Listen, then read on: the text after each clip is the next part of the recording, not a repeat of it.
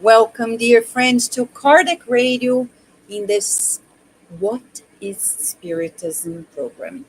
We've been doing this series of studies on a book that was compiled by Kardec years after the publishing of the Spirit's book. As a wonderful educator, he opened the opportunity for us to have a summary of it all. But not only that, in a very insightful, educational, Socratic approach, he has questions and answers, dialogues between people who are interested in Spiritism, who are also hesitant to understand it, who are antagonizing it but want to talk with Kardec. Today, we're studying two other excerpts. It's about the prohibitions and a conversation between Kardec and the priest.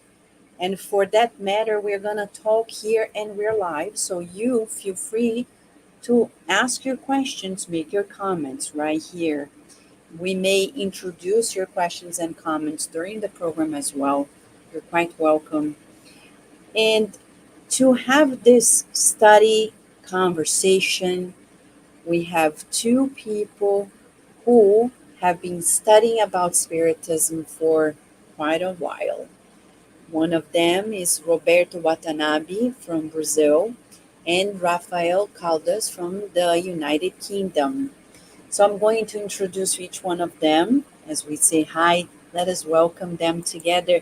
Thank you, Roberto, for being here with us once again. How are you? I'm fine, Vanessa. Thank you for the invitation. Glad to be here. Thank you. Again. Roberto, for those who are watching us, if they want to communicate with us, you are the current president of the Spiritist Federation in São Paulo, right? Of São Paulo. Right. Yes. Yeah, so it's wonderful. If they want to contact you, they can write either to kardecradio@gmail.com or find the organization in Brazil, in the city of São Paulo, and communicate with you as well. Correct? Okay, correct. Thank you. And we have here with us also Rafael Caldas. Rafael is also a host of a program at Kardec Radio, right, Rafael? Hello, Vanessa. Hi, yes. Hi, Vanessa. Hi, Roberto. Super nice to be here. But yes, I am here from the UK. We do have our time to talk about mediumship every couple of weeks. And also I'm part of the SSL group in the UK and BUS, the British Federation. So also be happy to be a point of contact if anybody here in the UK would like to reach out. Exactly. So the Spiritist Society of London is the main direction for Rafael. So, friends, we've been studying this book, and it's a phenomenal book for those who want to know more about Spiritism. But we are at a very critical moment in which Kardec has a conversation with the visitor who talks about Spiritism having powerful enemies. And it's so true. For me in the United States, I tell you that I can feel daily the encounters with people who understand it, but those who don't understand it sometimes may be quite, they put us aside. And it's a challenge. And he says, couldn't they prohibit its practice, those who are enemies of Spiritism, and its societies, and therefore stop its spread? Well, what do you guys think? Roberto, when you read this conversation and Kardec's explanation about the prohibitions, what came to your mind? Well, I would say what I read in the book, based on what I read, Vanessa, basically what Kardec says is that the enemies of the Spiritism should not be concerned about the Spiritist doctrine, because if it is a passing fancy, as he says, it will disappear by itself. So don't need to worry about it. But if it is a reality, and it is because it's based on the reality of the spiritual realm, the spiritists, and this new, let's say, revelation that Spiritism is bringing to us, then nothing will prohibit or make it disappear. So that's the first thing that Kardec commented on this question. The second one he says is that, as I have already mentioned, Spiritism is not the work of a person or a single person. It's not from him, Kardec, No. but it is the work of the spirits, and they manifest themselves all over around the world. So if you cannot avoid them to manifest. So Kardec commented that if you destroy, let's say, all the books, all the things that you have about the doctrine, the Spiritists would reconstruct or build it again, would transmit again for us. So there is no way to prohibit or make it disappear. That's what I understood from Yeah. what Karen says. Yes, and it's so interesting. For example, I live in an area Mm, nearby. There's a house, an mm, enormous house, and it's a house of a psychic person. So they have a big sign, mm, psychic, mm, and it's a major road around. People don't do a thing. mm. People like, okay, that's how it is. It is what it is. It's so interesting because sometimes it's quite paradoxical. For example, in the United States, we talk about the freedom of religion, so people won't come across and discriminate, but they may do it in subtle ways.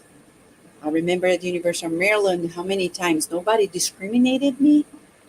People subtly asked me questions that would pertain to the topic, and I understood it.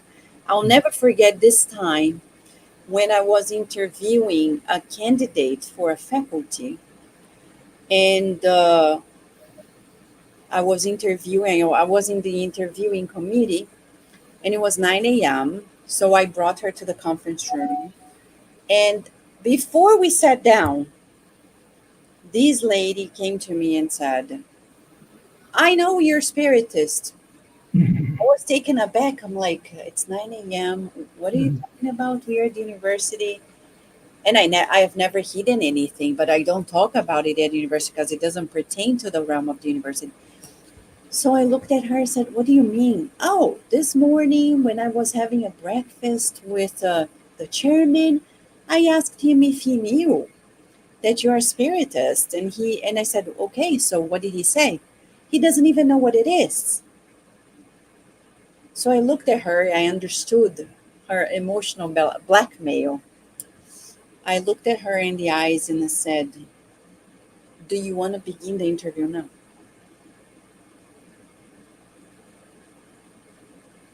I owe nothing to her.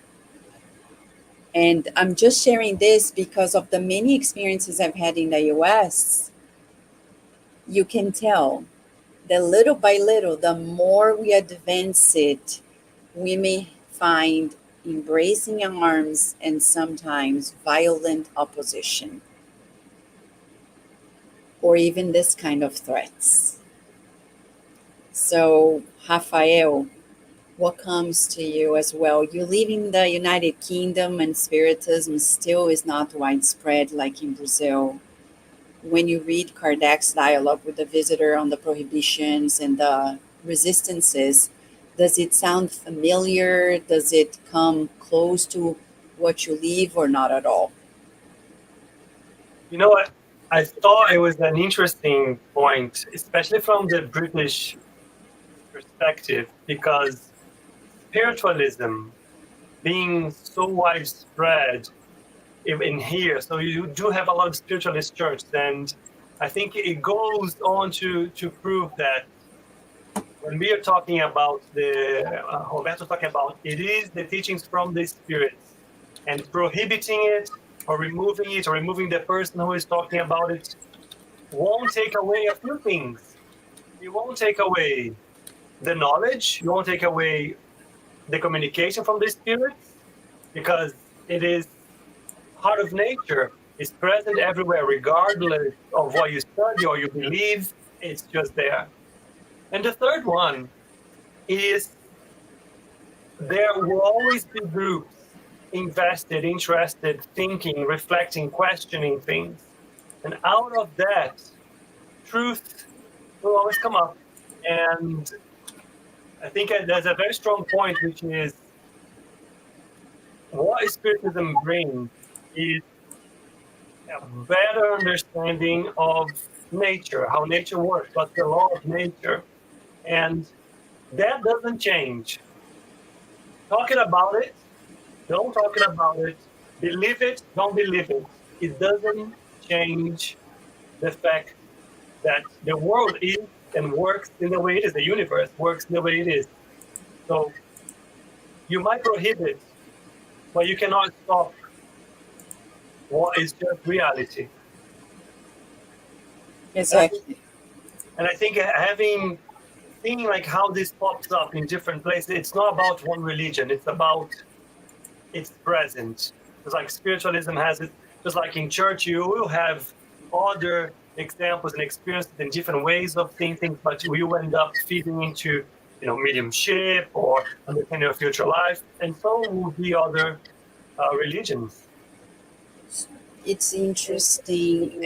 And Roberto, in Brazil, I know it's a major spiritist country, though we have several different religions, mostly Christian.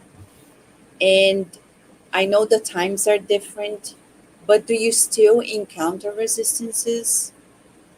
No, Vanessa, we do not encounter.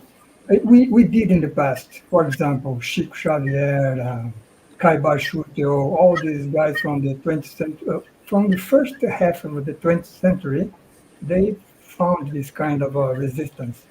But today, although we are only, according to the statistics, spiritists in Brazil are only 3% of the population.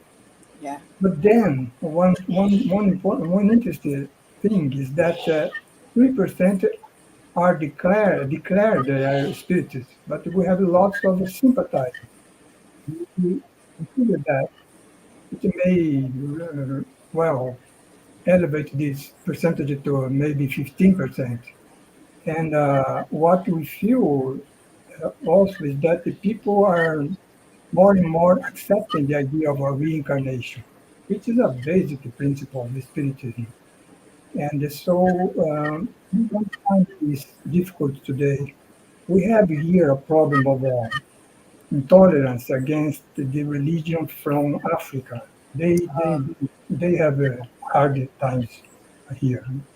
But Spiritism, we don't have such a difficulty today, unfortunately. And I see that in Europe or in the States, the situation is a little bit different, as I heard from you. Right? Yes, yes. I mean, here in the US, people don't know much about spiritism, but I would say, like Rafael, spiritualism is somewhat known, but there are lots of prejudices, though people don't come across prejudiced in true evidence, Mm. but it's very subtle. And it's interesting that though many people may be Christian or have no religion, many of them have their psychics.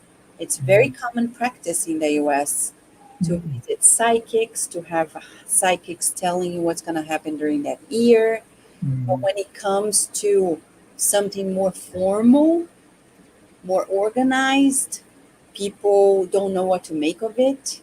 And if they know of it, they may not discriminate directly, but avoid socialization Mm. with you. And you can only perceive it over time, when they get to know of it, they go through the internet, they get to know, you know, like, for example, at my daughter's school, I never said anything.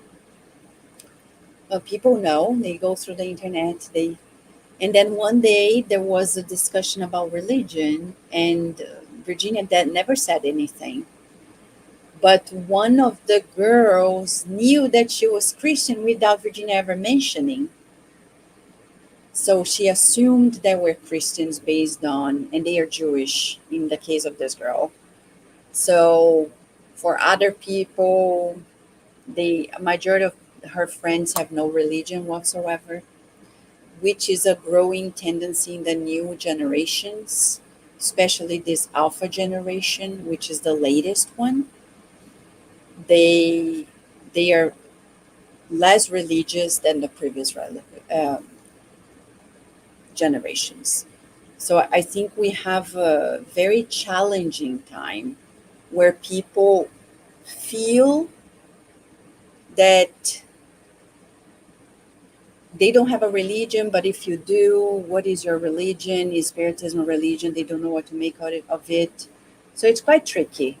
But anyhow, when Kardec says here that, I mean, he's very strong, summing up and saying Spiritism today is an assured fact because of his research.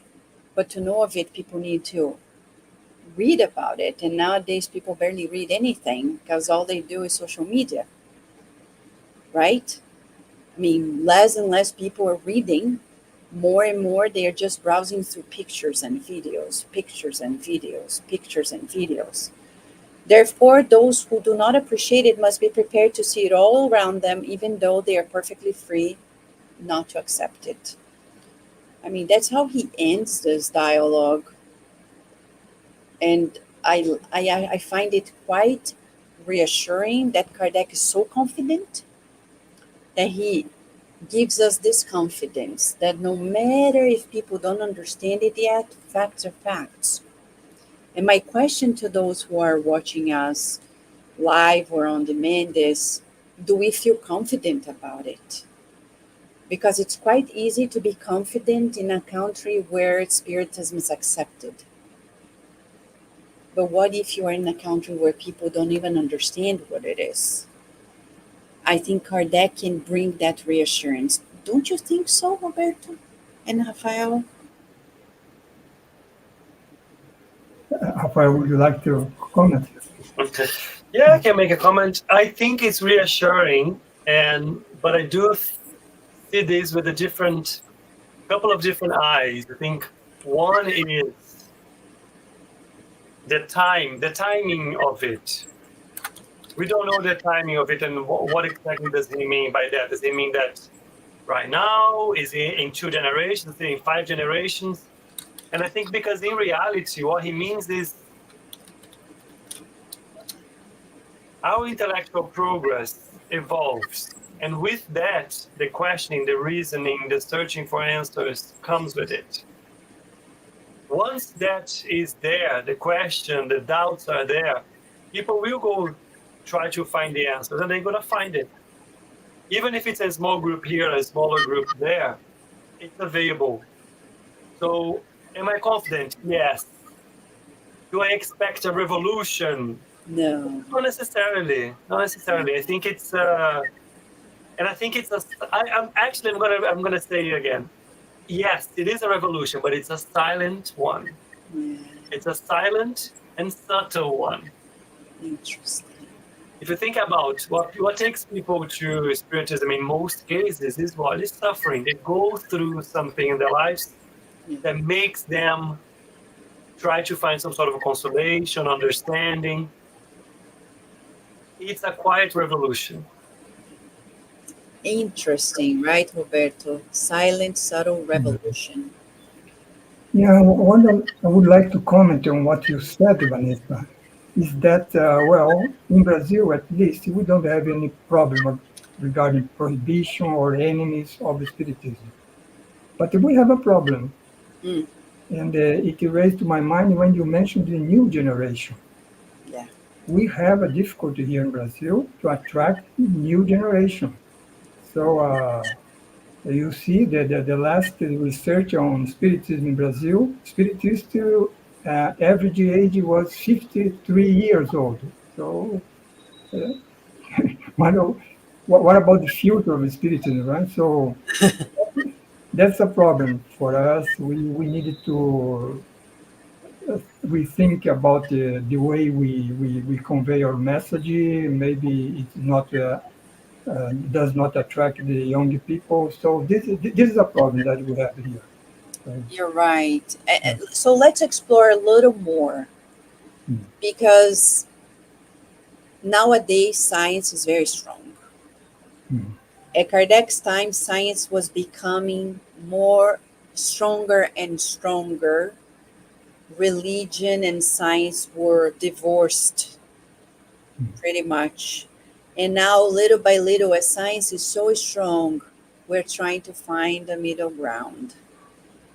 But the new generation doesn't listen to religion anymore, just listens to science, if they do. And how can we possibly, sometimes I think, how can we possibly bring the new generation to this type of interest? What would be a strategy? mm, In our center, for example, in 2018, we did this international as we could possibly be at the time, youth weekend. And we compiled, the youth that was present compiled like an agreement for 10 years, an agreement about resolutions to be worked upon, strategies. And in our center, the Spirit Star of Virginia, we have had babies, toddlers, children, youth. We have all those activities to the point that they are center stage nowadays in our center. We focus more on them than on the adult public, though we have, you know, possibilities for the adult, but our main focus is for them. But then how do we do it? We also get them involved in the public meetings for adults, so they don't feel like it's us there and them here. They feel that they are part of it. So once a month, we have a family thing. We don't have separate meetings, educational ones for children and adults. We encourage everybody to bring it together, and we do a different type of meeting, shorter, in which we interactively involve the children, the youth, and the families. I'll give an example. We got a message from Humberto de Campos on disguised obsession. One of the message, we made a video. We presented to the children, youth, and the adults. So while the adults were working on this message, the children and youth had computers. They watched the same video, and they had to put together games, and we would select one of the games for parents to play, a quiz for parents. It's a quiz game for the parents. So they came to the adult room, and the parents had to scan the QR code, go through the game, and play the quiz that they put together. Some adults loved it, other adults were a little lost, but they could do it through their own phone. And it was an opportunity for the youth to learn about the content without noticing, because they had to formulate the game while the adults were actually going through a talk after the video. It was quite interesting, the experience, but it requires a lot more effort for sure. And the question is how much effort we want to put in. It requires patience on all sides, because we all have to leave the comfort zone. Don't you think? I love this example, though. I think it's sometimes we feel like we need to revolutionize. I'm stuck in this word, I think. Revolutionize things. But in reality, you're bringing people together to learn together in a way that engage them with what they used to do, what they used to use. It makes sense to them. There's going to be, for the youth and the kids and then the others. So I love this idea. I'm going to think about it. But this is what we should be trying, right? I think there is an aspect of the relevance of the topic. How are we linking the teachings with nowadays relevant topics day to day that people are interested, that makes sense for them to discuss, that helps them think about their lives now and everything that they are exposed to now. So it is this a challenge that Roberto said, as I think we're facing everywhere, not just Spiritism, by the way, but it's also what we need. We need to evolve. We need to rethink about the way we were doing things and how we're going to do them in the future. Otherwise, we're just replicating, just like any other religion, which is a good segue for the next chapter.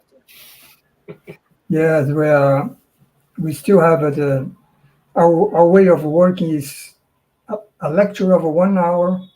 If it's a class of 2 hours, and the guy remain there sitting silent, just listening to what the teacher, let's say, is saying. And the young generation does not want to face that, right? They want interaction like what you did, Vanessa. Is that what they want, right? And the less time of a presentation and the participation. We have some in the area of the childhood, the young people here in FASP.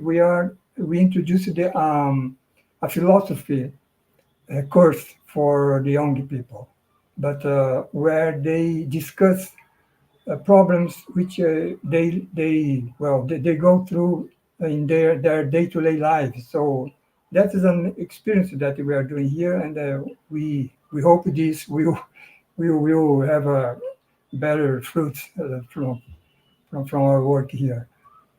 But we must rethink the way we do. It's not easy. It's not simple. And I've observed in our center that when we involve electronics, it's very exciting. Yeah. So there are online programs free of charge where people can go in and through games they can create quizzes, etc. It's very interesting. The children love it. No matter the topic, like we taught the 10 laws using the method, and they loved it. We didn't need to teach them. We formulated games, and they had to go through the games to learn. And when they had also to create games with content, they were truly engaged. And as Rafael said, when we bring topics that pertain to their reality. So, for example, now it's summertime because people want shorter meetings because they want to be out and about. So, what did we do for the children and youth? There is a program that is also in Portuguese. It's in many languages. It's named Superbook. It's online. It's on YouTube. And it's all about the teachings in the Bible. But they have one Superbook show in all languages in which they have teens doing very short, 5, sometimes 3 to 10 minutes, where they bring a scenario of what happened, and it's very funny. They talk about it, etc., and they love it when we show it to them. And after that, we do activities.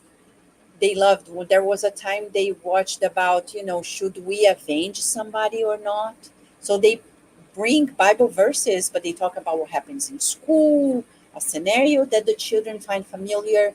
And then they had, after watching it, they had to role play. And they loved it. They really felt engaged. I'm not going to say in the long run, when they go through the most difficult part, which is when they are in high school or especially college, I'm not so sure if they're going to be able to be truly engaged. But at least the seeds will be there. We have children in our centers that were there before they were born, throughout their babyhood, toddlerhood. Now they are teens, and only God knows when they go to college if they're going to continue. But at least the seed is there. Before we begin the meeting, two of the kids read messages, short messages, to prepare the public for the prayer, so they feel part of the meeting as well. They are not like outcasts. I think that helps, and they love being there. I'm not going to say everybody, but majority of them really engages. But it takes a collective effort from the adults to be kind and patient and tolerant and also encouraging to them. Food for thought, right, friends? We are learning, we're trying to find a way to trying many different things. Yeah, very interesting.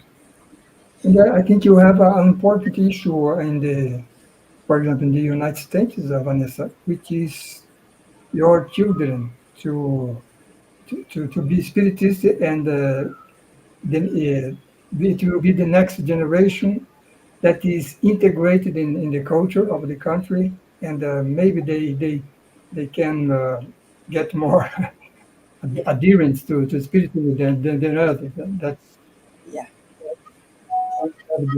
their culture, right? So I believe in that. I believe they will take a step if we adults right now do it in their language. yeah.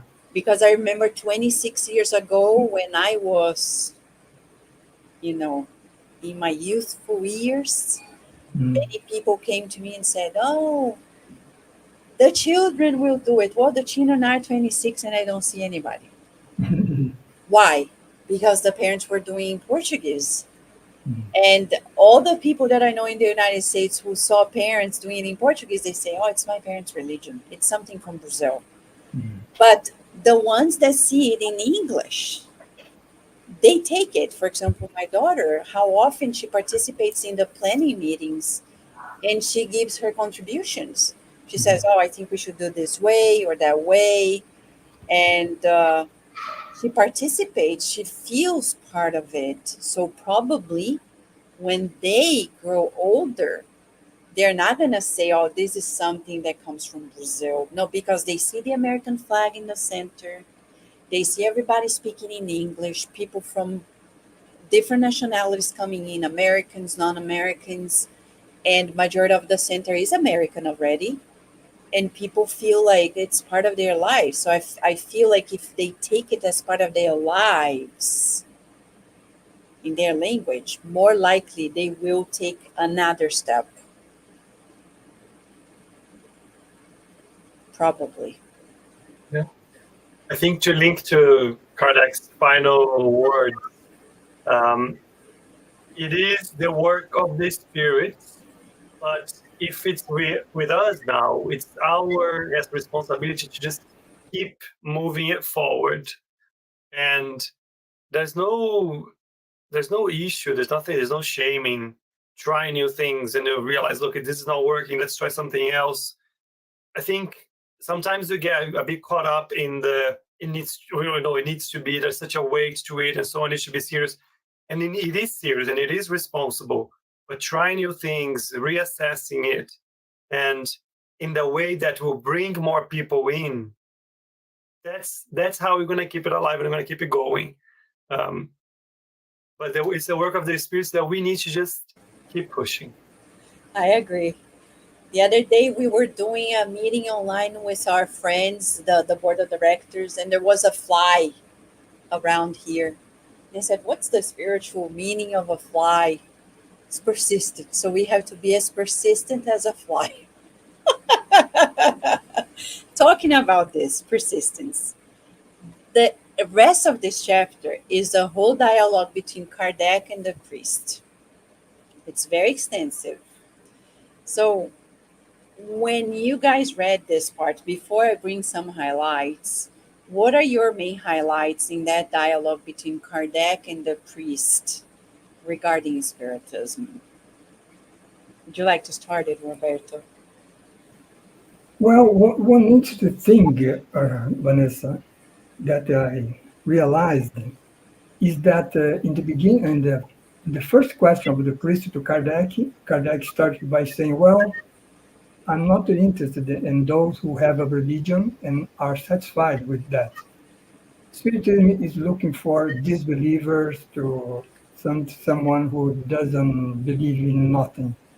But what is interesting, that was the situation in his time. But today, the situation is completely different because in Brazil, for example, most of those 3% that I mentioned, which is a small percentage of the population, but if you look at the 3%, I would say that 90% came from the Catholic religion, right? So it's something. This is I realized of this and found it very interesting because it's totally different from Kardec's time, right? So I would say that most of the question that he is answering here in this book um, represents a situation that he was facing at his day, where Spiritism that he brought to light uh, found many opponents, either from the dogmatic religion or from the, let's say, materialistic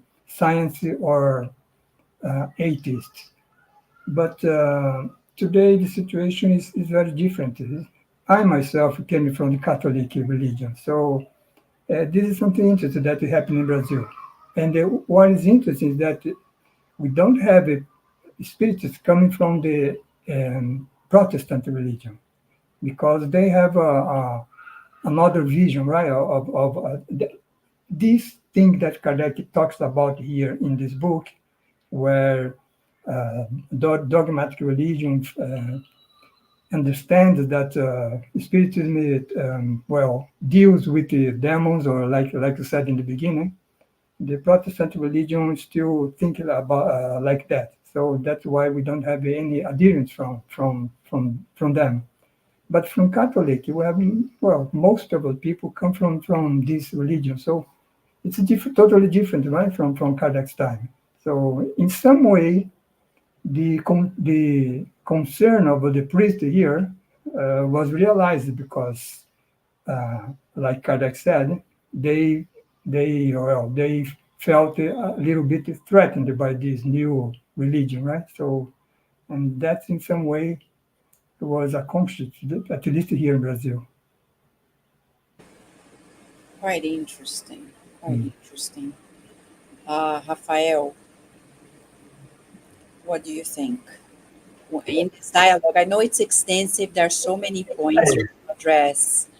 I But will what your eyes, first and foremost? I will try to take the thread, the way I try to summarize in my mind, and I have to say that this dialogue is a dialogue to be read multiple times, because the first time I read a few times. The first time I read, it was very clear that there was a moment in time and what the priest was symbolizing and what was happening at that moment in terms of practical terms, with a new religion being introduced against another religion that was already there. So I could see the rivalry as an institutionalized faith, and so I could see that very clearly what Kardec was doing, who he was talking to. But then I read a second time, and I realized that the priest nowadays can be a different role, can be a different person. it's so funny that we were talking about the future of Spiritism and how to engage with new generations and so on. Aren't we also stuck? I think Roberto was talking about the usual format, the format that we know. It's like 1 hour lecture, 1 hour lecture, 1 hour lecture. Aren't we stuck in one way of doing Spiritism that sometimes it keeps us from, oh, but wait a minute. What is new? What should be coming new from Spiritism? Yeah. All of the essence is there, but what should be coming new? So I think there's an element there that Spiritism might also become the priest stuck in its own ways, let's say. But that's not the threat, actually. This is something that comes to my mind now as we were talking about the other one. For me, I think if I were to take one thing is, Roberto, I think, led with the main idea, which is Spiritism is not here to replace religion. Spiritism is here to bring another step forward. Reasoning, thinking, questioning is a philosophical approach to things that is going to allow people to move from a system of beliefs, pure beliefs, to a system of understanding. But that is up to every single person. If for you the belief system is enough, then, my friend, go be happy, go be good, go live your life according to what you believe, looking to improve yourself. Now, if the questions come to you, if you see things that you don't agree, if there are questions that are not answered, then Spiritism brings different tools to guide your journey and your reasoning. So I think for me, that was the thing that kind of took out of it, which is Spiritism is not attacking or is against religion. Spiritism is adding to it. And it doesn't ask you to leave that one or to be against or criticize the other one. No. It respects whatever belief you have. That was it. Interesting. I want to bring a comment by our friend Rita Di Cassia. She used to be here in Atlanta, Georgia, and she touches a topic that is quite interesting. Protestants absolutely do not accept any talk about spiritualism. And I ask why they say that spiritualism is linked to evil spirits. It's so true, because in the United States is mostly Protestant, especially evangelical. They're very strong. In the US, if you say you're Christian, I will never forget when I moved to the US 26 years ago, people asked me, what religion is yours? And I wouldn't say Spiritism because I don't think it's per se a religion. It's another topic. But I said, I'm Christian. And they say, oh, do you believe in the Virgin Mary? Do you believe in the Savior? And I said, no, that's not what I mean by being Christian. I follow Jesus' teachings. That's all it is. But in the US, there is this fundamentalist mindset, which we respect. For example, The Chosen, the series, by the Protestant Dallas Jenkins. The director is evangelical. The main actor is the one that plays Jesus is Catholic. It's beautiful what they are trying to do, come across in this partnership. But there was a time at the end of season 3, we sent them a group of Spiritist books in English, The Good News, 2,000 years ago, Paul and Stephen, etc., and said, since you're planning on more, I think what you're doing matches somewhat the way we see it, the emotional body language of the Christ. This was before season 4. We sent this message throughout all of their social media. We sent it by mail to their thing. They never replied. And I remember specifically, as Rita de Cássia said, two experiences with Protestants in the United States. It's shocking how resistant they are. They are quite resistant even to talk about it. So if you go to the Bible, there are several versions, but there are versions in which they inserted the name Spiritism. But Spiritism is a new word created by Kardec in 1857, and the Bible was written way before it. So how can accept that Spiritism is prohibited? It's the devil because it's in the Bible if this word was created by Kardec in 1857. So there's a lot of, as we said before in different programs, people are not willing to discuss. And what does Kardec do with those people? We don't talk to them. We just leave them alone. They don't want to talk about it, neither do we. We only talk to the people who are willing to talk about it. If they are willing to exchange, we exchange. They are not, then we don't. Right? What would you guys like to comment on Rita de Cássia's take?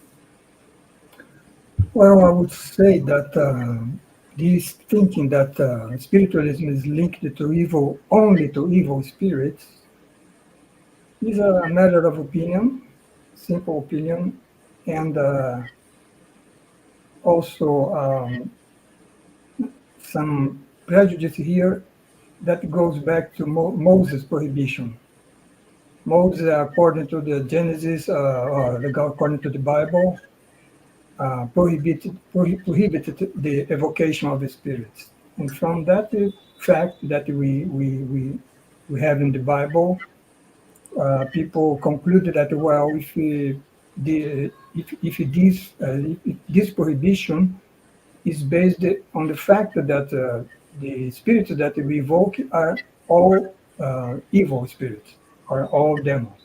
And Kardec talks about that here in the book, right? Because he says, well, but what about those spirits that are evoked and incentivize us to worship God, to do only good, well, to do charity, to respect our neighbor.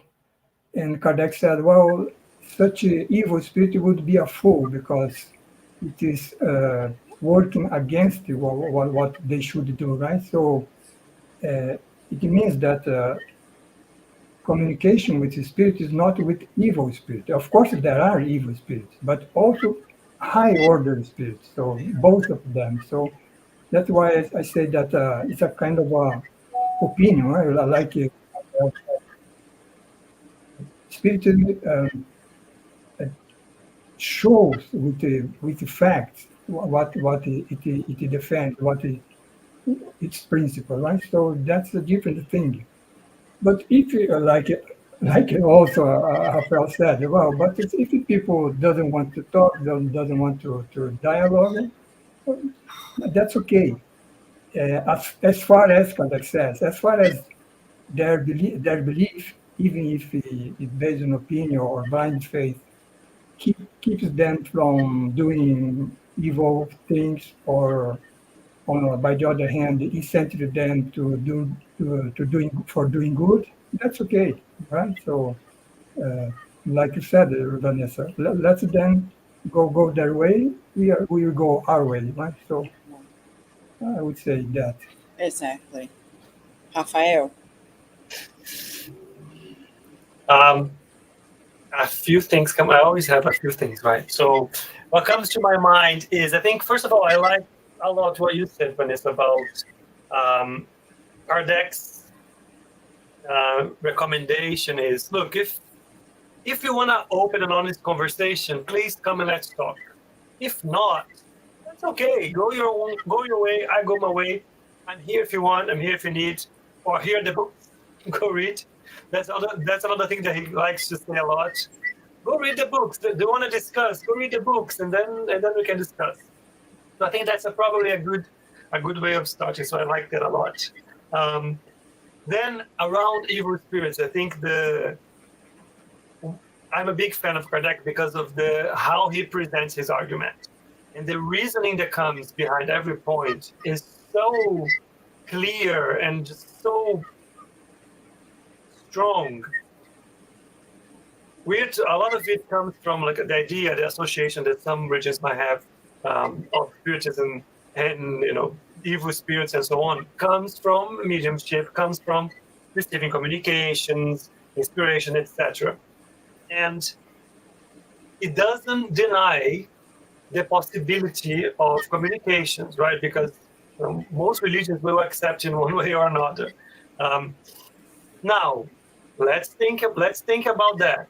If communication is possible, if God is perfect, why would only be allowed by God that evil spirits communicate? How does that make sense? How does that make him good, infinitely good and perfect? Communication is possible. All sorts of spirits are able to communicate. So on its own, there's already questions, there's already things that would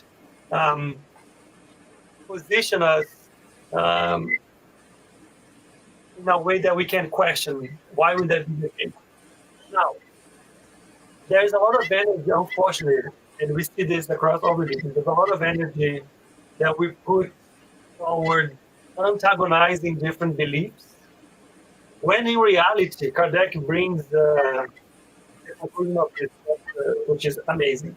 He brings a very important point, which is all religions are, in theory, at the core, trying to bring people into understanding that there is an afterlife, that there is good that we should be working towards, and etc.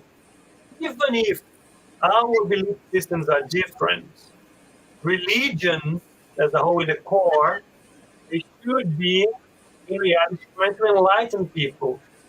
In theory, they should be together against materialism, above anything else, first and foremost, and not antagonizing one another. So, for me, that's so. It makes so much sense. And again, he comes back to the point of when we from one religion go and analyze another one, usually we go to criticize, oh, you believe this, I believe this, instead of looking for what are the true meaningful commonalities that we have. What is the outcome that you expect from a human being? What is the good that you're trying to bring out on people? That is what should be connecting us. But we got lost into focusing on this difference. And in reality, that's not what matters. Yes, you're right. A lot of food for thought. And Rafael, when you made a comment about our current approach, I agree with you. We need to change. I want to share that in our center, we have already started changing. So we are doing 30-minute talks followed by the passes. And we see that is very welcoming. On us, it requires a lot more objectiveness to the point. But at the same time, the attention span of people fits quite well in those 30 minutes. So between the prayer, the whole reflection, and if people really want to study, that's another day. So for the general public, it's no longer an hour in our center. Because we see that people, because of the pandemic and of social media, the exposure to social media and the pandemic has shortened even the adults' capacity of attention, concentration. So we have shortened to 30 minutes. And it has been a good experience so far. So I agree with you. We needed to reinvent the approach. The message is the same, but the approach in order to share these teachings that are so consoling, illuminating, and go places. Otherwise, we become orthodox, right? It has to be this way for millennia. It is this way and only this way. So it becomes, again, the topic is the same. Is our flexibility and the openness to be innovative in the approach, not the message, because the message doesn't change, but the approach. And I remember at the university, all of our faculty meetings were, before the pandemic, were always around what can we do to reach out to this new generation? What can we do more digital, more this than that? And I remember students coming to me and saying, when I miss the lecture, I go on demand, I put in 2 times the speed, and I quickly browse through the content. So after the pandemic, more and more people are working remotely. More and more people are studying remotely. So what about us? I'm not saying we should go only online, but it's the format. Roberto, now we have to wrap up. It's such a good conversation here, but we hope we have inspired people, as Rafael said, to read time and again. Roberto, what would you like to say as your final comments to those who are watching us? Well, I would say that we cover on the superficial, right? Yes, This part of the yes, book, unfortunately, because there are great questions here from the priest. Well, 19 from the priest, one from a free thinker. But I think it was very interesting, the discussion. And well, I would like to thank you again, Vanessa, for the invitation and for everybody that were with us today. And I'm going to see you again on the beginning of July, right? yes. Thank you so much, Roberto. And I agree with you. It was just superficial, especially about the priest. Yeah. But we hope people can read it, and you can send your comments, your questions, and we'll be here to bridge it up in the next program. Rafael, what about you? Do he Oh, wants to speak too? I definitely want to be a part of it. Yeah. Um, uh, just the one last thing that I would bring as an idea to close is this is the conversation with the priest, right? So let's bring that to the context of reaching out and talking to somebody who already believes, has a religion, believes in Christ, is a spiritist. What did Christ say? Christ said that he could not tell us everything. We were not prepared.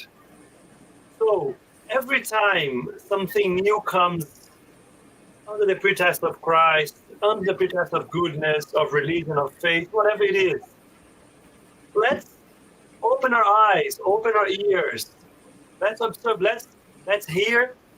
Let's not react immediately. Let's sleep on it. Let's think about it, and then come back, and then realize, because not everything could have been explained when he came. So maybe there are new things that can be explained now.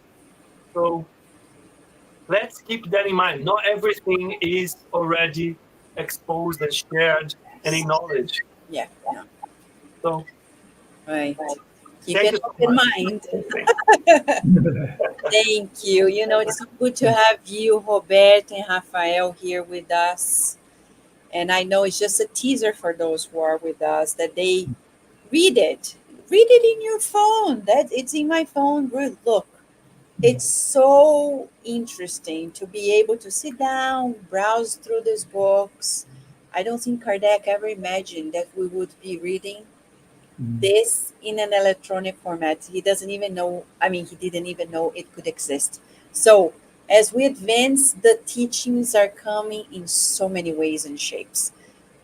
For those who are watching us, thank you. We had so many people coming in and out through all of our channels, including Kardec Radio's Instagram. And we want to thank you. Thank you, Gabriel Inácio. Thank you, Rita de Cássia, and so many friends who also may be watching again when we are going to restream this at 10 p.m. Eastern Time. Thank you again, friends, for this opportunity. We hope to see you not only tonight, but next week in another program of What is Spiritism. Thank you, Rafael and Roberto. Thank you. Bye-bye, friends.